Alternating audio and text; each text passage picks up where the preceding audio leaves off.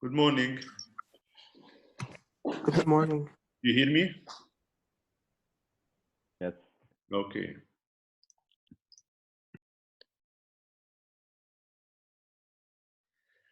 So let's wait a few seconds until more participants join. Sir, Yes. there are several people that couldn't open the file that I sent you, the first recording. So I uploaded it to YouTube and shared it with them on the group. Which one? Which file? The first one? Yes, the first lecture. But the others are working well? Yes. Okay, maybe there's a problem with the extension of the file. It's an MP4, it should work well. But you solved it then? Yes. Okay, great. Thanks, Joe. Okay, so as I mentioned in my email, so after talking to the Moodle people, it's feasible to have a small midterm on the chapters I mentioned. So it will be on April 2. I'm thinking of April 2. Is it Doctor? a date for all?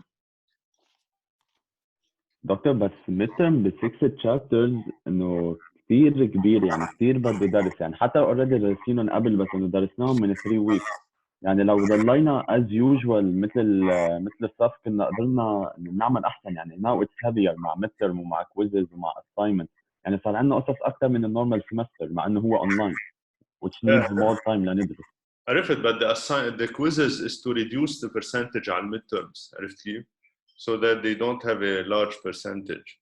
الquizzes يعني احنا فينا نوقف الquizzes ونعمل midterm. It's up to you. أنا ما عندي مشكلة. We'll increase the percentage على midterm.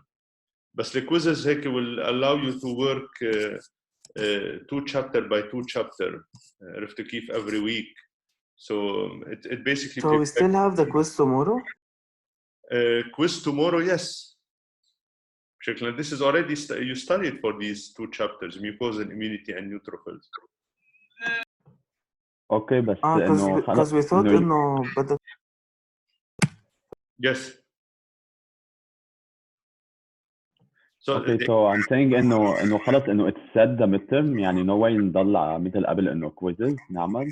It's preferable to have a midterm لأنه it's for basically for I mean testing you on the broad. I mean with the quizzes I cannot test on the broad aspect of the material. انه can we do مثلا weekly quizzes on the all the chapters يعني first 3 chapters والmidterm بيكون بس على الchapters الجداد. We can reduce the the idea from the midterm is to give you a few questions على كل chapter. Okay. So I can. Yes, I know بس انه بالنهاية بده ياخذ وقت يعني انه we need to study a lot مش مثل بكره انه thinking question اوكي انه بندبر حالنا بس مثل بدنا نمرق كل الماتيريال جديد من جديد. عرفت but it won't be very much detailed لأنه في كتير chapters so it will be the most important things per chapter. So let me I can remove a chapter فينا نشيل mucosal immunity since it will be part of the quiz ومنخلي البقية مثلا. So this will reduce it to 4 chapters. والبقية بيبقوا للفاينل. So the quizzes الidea منهم إنه they remove إنه they lower the percentage على midterms and you can do well بالquizzes. So that's the issue from having the quizzes. But when I cancel the quizzes and I put all percentage على midterms. So it's up to you. أنا ما عندي مشكلة. So it will be like 40% midterm in that case. But I prefer to keep the small quizzes لأنه it will reduce the percentage على midterms. Yeah, I get your point. بس ما بعرف إن رفقتي إنه شو. But I mean, you have time, isn't it, till April 2 مثلا to cover. I can remove the mucosal immunity, you keep the rest. Okay. So this will make it like a little bit bigger than quiz 1. But isn't this for both mucosal and neutrophils? لا رح خلي neutrophils للmidterm بشيل بس one chapter. I remove the mucosal immunity. But Okay. Professor, could we be tested on the material once? يعني إذا we have been tested on مثلا neutrophils أو macrophages, do we have to be tested again? يعني ما فينا نبلش من dendritic cell وبالباقي للmidterm? Dendritic cells. So in this case, okay, so let's فينا نشيل neutrophils والmucosal immunity بس ساعتها you will have dendritic cells الماست دكتور cells وشو بعد في كمان انا بعرف انه usually انت you give for quiz 2 ال PRR pattern recognition receptors ايه so in this انه case فينا نعمل انه we postpone the midterm وبنشيل النيوتروفيلز والماكروفيجز اذا بدك وبنزيد ال PRR وهيك بنكون خففنا كمان للفاينل 1 شابتر انه من اجله 1 week مثلا او ما فينا نشيل ماكروفيجز لانه الماكروفيجز we did not do an exam عليهم الكويز رح يكون على النيوتروفيلز والميوكوزال immunity so macrophages dendritic cells NK cells وماست cells ساعتها فينا نزيد PRR عليهم تنخفف عن الفاينل بس هيك بيصير بعد ابريل 2 يعني بس انه لنلحق ندرسه فينا we can push it يعني we can push it فينا نعمله بأبريل مثلا 6 Monday ونعطيكم the whole week to study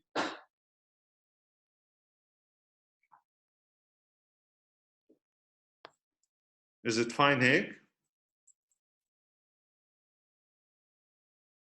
Okay, so بنشيل النيوتروفيلز والmucosal immunity and we keep the rest up till the PRRs and بنعطيكم ل April 6 to study in that case. I think it's feasible and you still have time to work on it. هي it's feasible لو انه immunology لحاله بس the course يعني كثير الماتيريال كبير that's why عرفت بس we have to يعني do the exam يعني ما في حل. okay So since we have since we have 4 or 5 chapters, I will try to take questions that are very representative من كل chapter. Okay, so they won't be very detailed as if you have 2 or 3 chapters for a quiz. I get your point. Okay, so like 7-8 questions representative من كل chapter. Okay.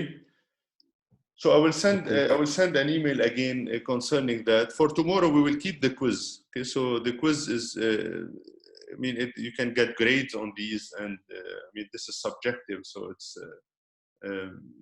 you can easily tackle it in that case. Okay. So we today only have one quiz بس تبع بكره بعدين ببطل في quizzes. فينا نعمل quizzes more.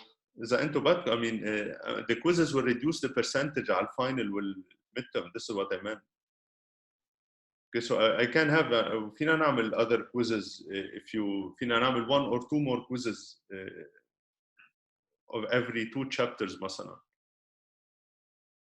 Perhaps depending on how tomorrow goes, we'll rediscuss. Okay, نشوف نشوف tomorrow كيف رح يعجبكم الquiz and then we'll see how it goes. Yes, because thinking questions بيعجبونا كثير عادة. هلا بكره بتشوفوا. I mean, you should be able to deal with these questions. And based on that بنحكي. Okay? Okay, no problem. دكتور في الأسايمنت أنا إحنا جروب 4 should we share the screen now أو مظبوط الجروب 4. So go ahead. So let me stop sharing أنا. هي مع فارس. So now you can start sharing your screen.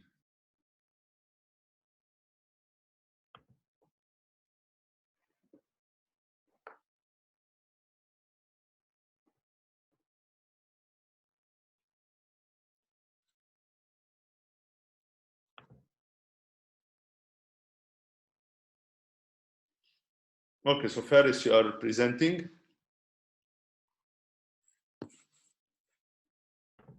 Yes, Faris, me, Muhammad. Okay, so go ahead.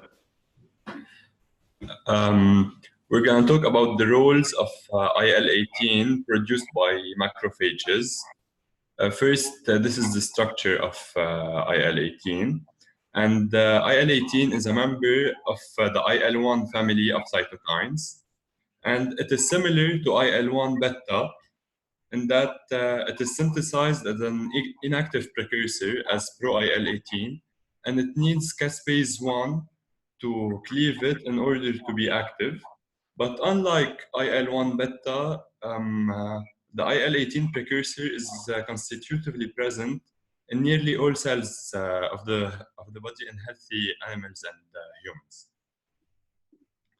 Now, IL-18 has other functions, many functions. which are either in presence of IL-12 or in absence of IL-12. First, we're going to talk about the functions in the presence of IL-12. In the presence of IL-12, IL-18 stimulates the T helper 1 cells, natural killer cells, and NKT cells, which have IL-18 receptors, to produce interferon gamma, which will help in the host defense against microbes, and of course cause tissue inflammation. And there are also two other functions that are not present in the figure, which are that also in the presence of IL-12, IL-18 can act on CD8 T cells to induce them to produce also interferon gamma and lead to their direct activation. And it can also boost the natural killer cells activity, also in the presence of interleukin 12. Okay. Now, in the absence of interleukin 12 and in the presence of interleukin 2, IL-18 induces the T helper 1 cells, NK cells, and NKT cells to produce IL-13 and interferon gamma, which will play a big role in the host defense against microbes also and in the infection-associated allergy. And it can also induce these three cells to produce IL-3 and IL-9, which will induce mucosal mastocytosis, which means an increase in number of mast cells, mainly in the mucosa of the intestine. And this will help in cleaning the intestines from nematodes. Okay. And now there are other functions that Muhammad is going to talk about. Okay. Okay, so to continue about these functions, also NK T cells in presence of IL-12, IL-2 can act on beta cells to induce them to produce IgE, which aids in immunity against parasites. This action is mediated by the expression of CD40 ligands and the interleukin 4. Also, another role, I don't know هلا انا الباوربوينت مش مبينه عندي بس انه عم بقولهم anyway.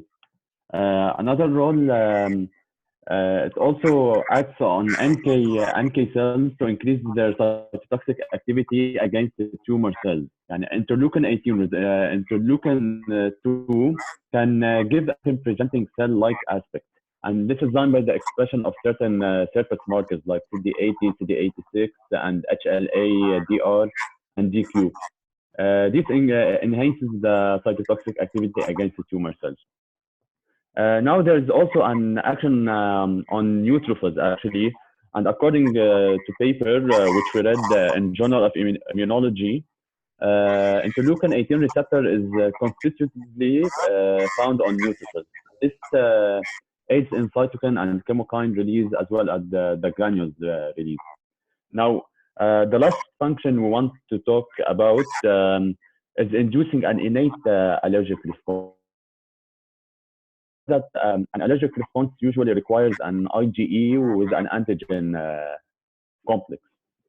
And this acts on mast cells and basophils to release interleukins like interleukins 4, 13, and histamine.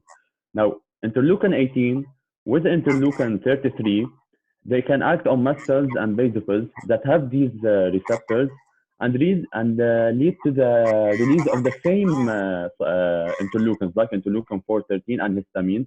And we all know that histamine is involved in the allergic response. That's why we say interleukin 18 have an induced innate allergic response. So these were the functions we want to discuss. So first can show you the references if you want. Okay. Thank you, Muhammad and Faris. So You're welcome. You can please send me your the small written paragraph of your answer, okay, so that I can grade. Yes. And so we have seen that you mentioned IL-18. One of the most important role is on NK cells, basically to enhance their tumor cytotoxicity. But also, other than its role on immune cells, which you have described, there is a new role of IL-18 on goblet cells mucosal epithelium. Where But isn't that the sorry? neurons? IL-18 effect on goblet cells to increase AMP production, isn't that by IL-18 produced by the enteric nervous system in neurons, مش by the macrophage? Exactly, by the enteric nervous system. Into your assignment was the macrophage. Yes, by the macrophages. Immune cell-derived IL-18. True, but just I want to remind your colleagues about the more broad roles of IL-18 Okay. immunity. So it can act on both immune and non-immune cells. Okay. Any questions from the participants?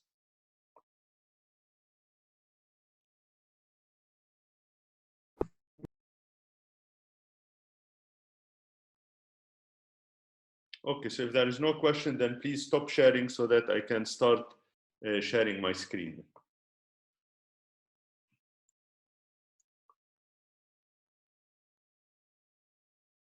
Okay, so today we'll start with the pattern recognition receptors, which are basically the ones which are involved in triggering inflammation. So everything starts here, basically. If microbes are not sensed by PRRs, then there is no immune response. Okay? They basically pass undetected. And if you remember, when we discussed the difference between pattern recognition receptors and receptors of the adaptive immune system, in the B cell with T cell receptors, we said that they differ in many aspects. For example, the pattern recognition receptors of the innate immune response are inherited in the genome as genes. Okay, so there are independent genes, while the adaptive immune system, the B cell and T cell receptors, are inherited as exons. Okay, there is no genes. Exons need to be shuffled to produce a coding sequence, basically, for a receptor. So we said that they are expressed by all cells of a particular type. Macrophages, almost all macrophages have toll-like receptor 4, for instance. So these pattern recognition receptors can be broadly expressed on cells of the same type, unlike B cells and T cells, which are clonal. So each B cell has a unique B cell receptor. Each T cell has a unique T cell receptor.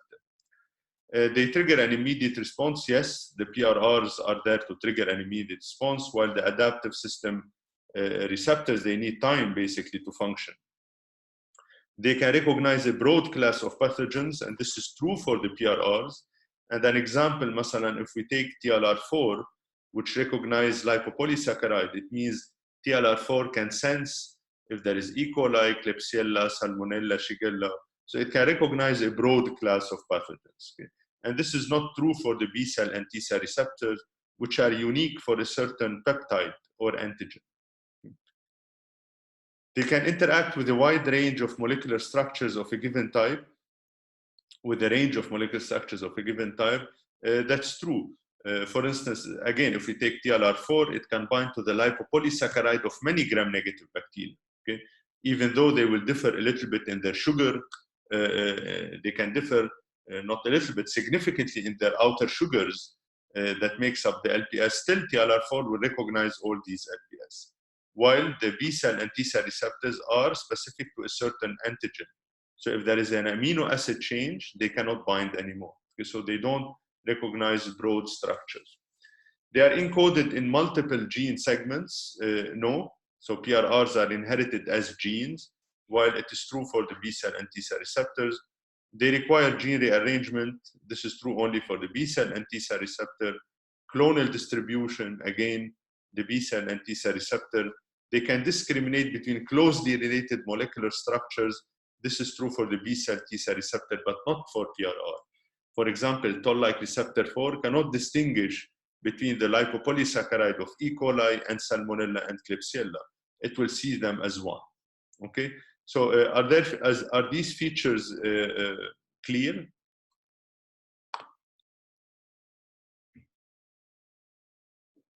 Yes. Okay. So the mammalian, the first class we'll discuss are the toll-like receptors. Okay. Why do we call them toll-like? Because the first toll was discovered in Drosophila, and later the other tolls that appeared, they were called toll-like. And the first indication of a role of toll in immunity came basically from studies in Drosophila. And now we know that tolls are found in many insects, plants, and vertebrates, and they are evolutionarily conserved pattern recognition receptors. So in mice, there are 12 TLRs. In humans, there are 10 TLRs. And with these TLRs, basically, we can recognize a broad class of microbes. So with only 10 toll-like receptors, we can sense the presence of a wide spectrum, almost all microbes, if you want to. Almost all, there are exceptions. So what do these TLRs bind? Okay, so if we look at them, if you look at TLR1, 2, so TLR2, first of all, they are all dimers. Okay? All TLRs work as dimeric molecules. Only 2 of them are heterodimers. Okay? So TLR1, 2, TLR2, 6. These are the only 2 heterodimers that exist. Okay?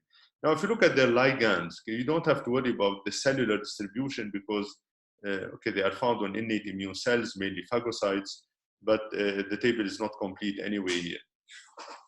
So if you look at the ligands, for example, TLR1-2 and TLR2-6 would share certain ligand. We mentioned at the beginning of the course that pattern recognition receptors, they bind pathogen-associated molecular patterns, so the patterns that are signatures of microbes. Okay? So if you look at the ligands here, lipomannans, okay, so lipomannans, these are complex sugars and lipid produced by mycobacteria. It's a signature of mycobacteria. Okay? And they have a picture here for you. This is a lipomannan or lipoarabinomannan, depending if it has arabinose or not. In general, it has arabinose residues. So you see there is a glycerol backbone here, and then we have an inositol residue. We have 2 R groups, again, 2 fatty acid groups, a mannose chain, then an arabinose sugar, and branched arabinose, and on top there are mannose. So it is decorated with mannose residues. So we call it lipo because it has fatty acid chains, lipo arabinomannan. So it has arabinose and mannose. So it's a very complex sugar, basically, lipo sugar that is found on tuberculosis. And this is detected by our TLRs in case there is infection with mycobacteria. And of course, these receptors evolved because mycobacteria are parasites of the humans. We carry them basically, so they have exerted some pressure on the immune system to evolve such receptors. Lipoproteins, diacyl or triacyl lipoproteins. Again, these are proteins specifically found in bacteria. And here you have see example. This is a lipoprotein. It's a protein which has 2 lipid tails associated with a cysteine residue, which anchor it to the membrane. Usually they are found in gram-positive and gram-negative bacteria. They can be anchored in the cytoplasmic membrane or the lipopolysaccharide membrane. Okay, so they can be anchored in both, and they play diverse roles in bacterial physiology, adhesion, transport, and so on. Okay, so they have several roles, and when bacteria divide, they do shed some of these. So toll-like receptors do not bind these molecules when they are inserted in the membrane, because as you see, the toll-like receptor, toll-2,6 and 2,1 dimers, they need to bind the free molecule. Okay? They need to interact with these fatty acid chains. So TLR2,6 dimer binds the diacyl peptides, so with the 2 fatty acid chain. TLR2,1, they bind the triacyl, and you see here the 3rd fatty acid chain basically cross-link the 2 molecules together. So again, these peptides are a signature of gram-positive and gram-negative bacteria, and they are sensed by these 2 molecules, 2,6 and 2,1. TLR3, it senses double-stranded RNA from viruses. Okay, so a double-stranded RNA genome, and these long double-stranded RNAs, they are usually absent from our cells. They are found in viral genomes. Toll-like receptor 4, it binds lipopolysaccharide from gram-negative bacteria. Again, this is a signature of bacteria, but also recently lipoteichoic acid from gram-positive bacteria.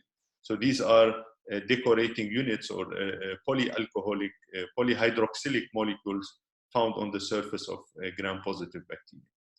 TLR5 binds flagellin. This is the protein that makes up the flagella of bacteria. Again, this is something unique to bacteria. TLR7 binds single-stranded RNA from viruses. 8 also single-stranded RNA from viruses.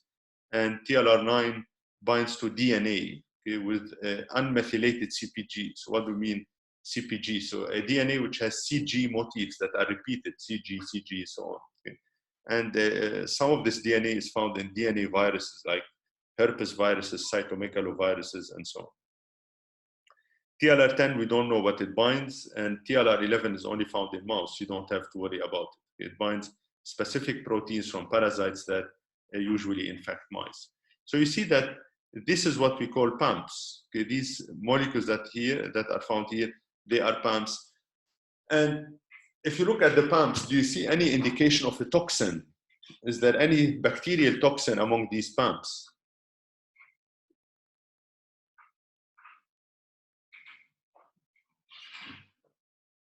Are there any toxins? There are no toxins. Okay, so these PAMPs are basically molecules, sugars or lipids or nucleic acids that are specific to microbes, okay, that are a signature of the microbes. Okay.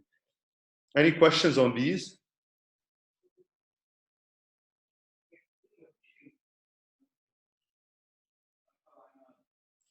Professor, Yes. why would we have two toll-like receptors that have function like TLR7 and TLR8? Why Like, do what we would have? be the use? But why 7 and 8? It's a good question. We don't know yet because they do bind similar. They are activated in response to certain viruses. So certain viruses can activate both of them, 7 and 8. It's not clear. We have no answer for it. It's a good question. But again, the distribution, if you look at the distribution, is they are not distributed on the same cells. How much is the redundancy? So they are not completely redundant. So again, remember, these are, now when we talk about the structure of the receptors, you can understand better. So they might recognize certain RNAs better than others. Okay, so although they can recognize same viruses, but we don't know exactly what viruses are recognized by 7, not 8, and vice versa. But they should exist, otherwise these genes will not have evolved. We'll talk about it now in a second, okay? All right. Now, if we look at the compartmentalization of these receptors, and this is important, where do we find these toll-like receptors? Okay, they are always membrane-bound. Okay, so they are either found on the cytoplasmic membrane on the surface of the cell, or they are found in the endosomal membrane. Okay. Now, if you look at what TLRs are found on the surface and what TLRs are found in the endosome, you see that there is a clear compartmentalization. So TLRs that recognize bacteria and fungi are found on the surface of the cells. TLR4, 5, 21, 26. Okay, if we go back to the table, 26 can recognize zymosan, which is a complex glucose chain found on fungi, fungal cell walls, but also glucan chains, other glucan chains found in fungal cell walls and bacterial capsules. So TLRs which recognize bacteria and fungi are on the surface of the cell. TLRs which bind nucleic acids are endosomal.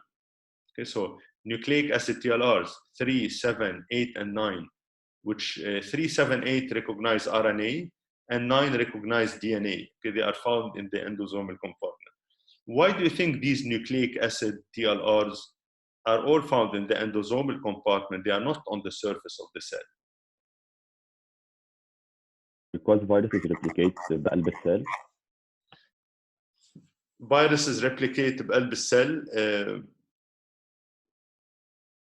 Viruses inject their genetic material in the cell. We'll come to that later. We'll come to that, how the viral RNA comes in contact with these TLR.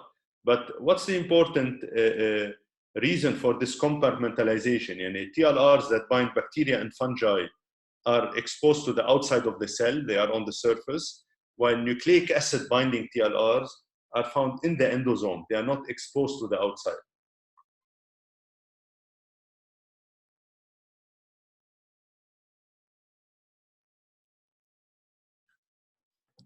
They are acidic. المفروض يكونوا بانضمام. لا, what would be the danger? Remember, let's take the question from you.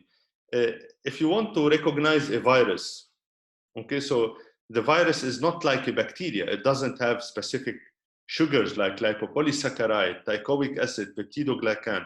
What is a virus? It's made up of protein and nucleic acid. Okay, and if the virus is enveloped, the envelope comes from the cell, from the host. So the lipids are similar to those of the host. So can I recognize the viral proteins? We have thousands of these proteins, and we know that proteins are not ligands for PRRs. A protein is a protein. Okay, we eat lots of foreign proteins. We are exposed to lots of foreign proteins. They don't activate the immune system. So if I want to recognize the virus, okay, the only structure of the virus I should be able to sense is a nucleic acid or the genome of the virus. Okay. But what is the danger in such a strategy?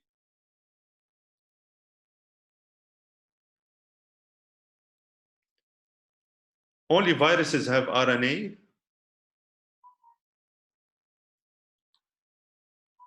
No.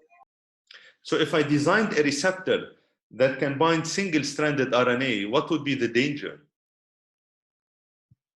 دكتور بس انه مش this receptor انه ما it's to the outside to لحظة, they are inside, they are in the endosome.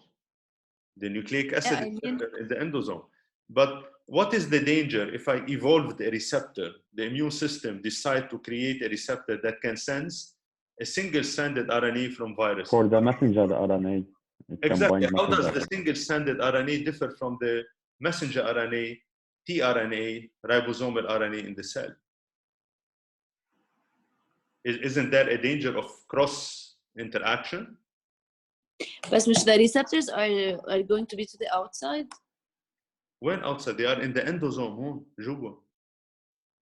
They are not exposed to the scenario that I mean, why do you think why they are in the endocytic compartment? Why these nucleic acid receptors? So that you understand racial compartmentalization. Why they are compartmentalized? So that they are. الفيروسز come inside as a compartment. يعني إذا جبناها exactly. endosome. صح. The viruses will get in the endosome, but to put them away from the messenger RNA, ribosomal RNA, tRNA, which are found in the cytoplasm. Okay, and our single-stranded RNAs are found here, and this is the reason why these nucleic acid TLRs, they are not soluble, they are not in the cytoplasm, they are found in endosome, and this is the recognition head. It is in the endosome. This is the signaling part. Okay, so the fact that they are packed in endosome, first of all, is to put them away from contacting our RNA material. First. Second, the fact that they are not on the surface. What happens if these were on the surface and in the vicinity of this cell, an apoptotic cell ruptures?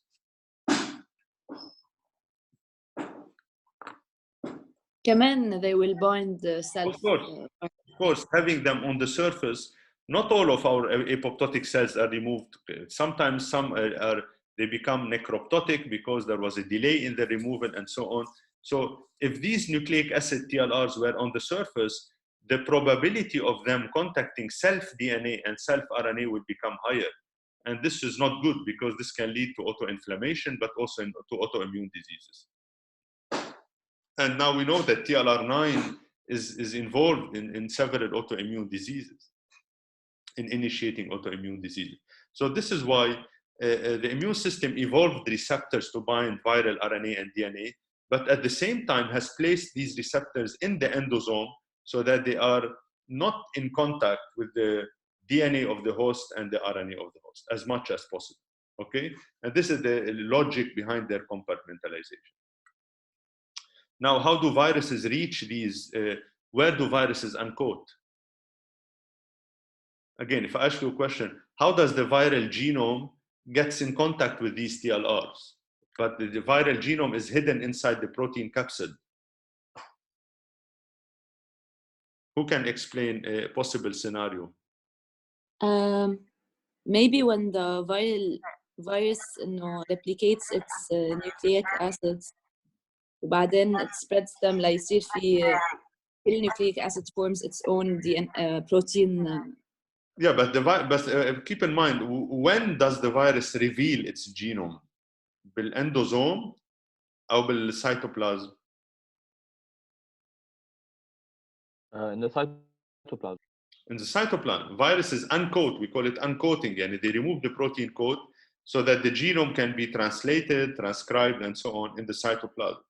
Can it be due to the acidity? The envelope is degraded, so the viral RNA is released. Exactly. So what is happening here in the endosome is that when the viruses are endocytosed by a macrophage or a dendritic cell, so they bind to a receptor, they are endocytosed, or they are brought in by macropinocytosis.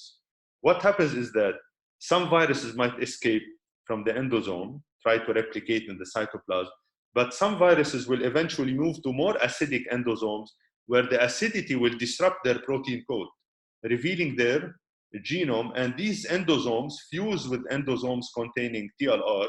So now the TLRs come in contact with the viral genome and start the signaling process in the cytoplasm.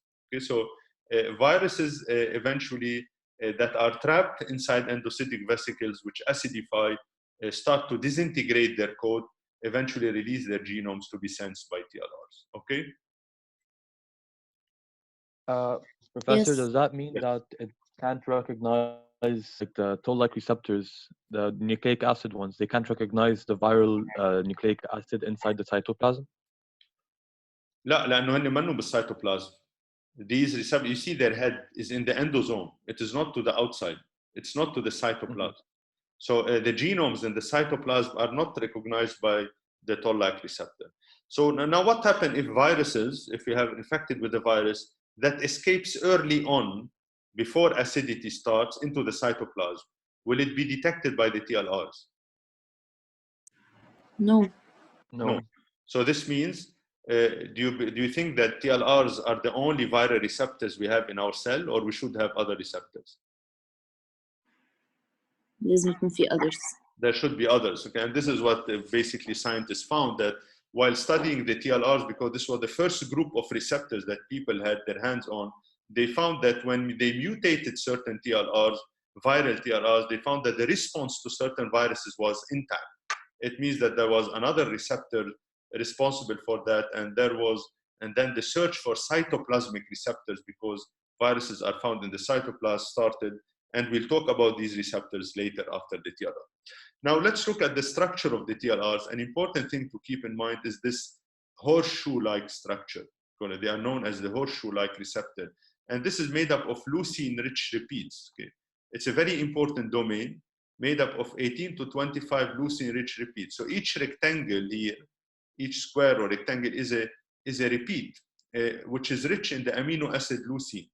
So leucine-rich repeat proteins or domains are highly versatile. Okay, so so we might disconnect in a minute. Please connect for the second lecture. Okay?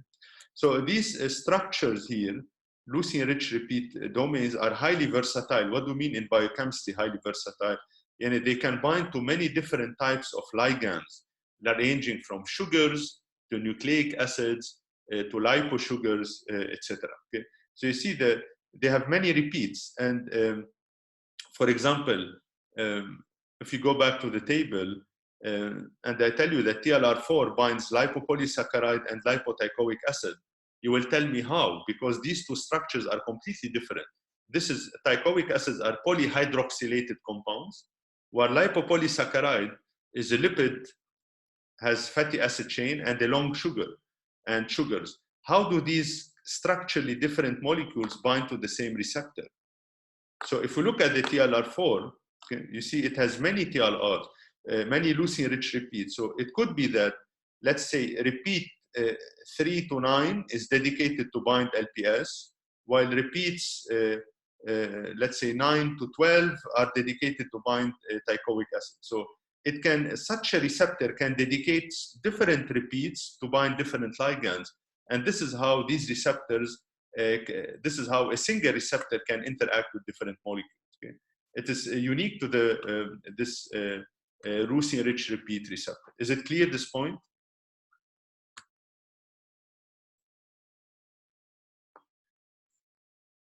Yes. Okay, so this is something I want you to keep in mind when we talk about TLRs, is that the type of domain they have, the leucine-rich repeat domain, which allow them to dedicate certain repeats to bind a certain ligand,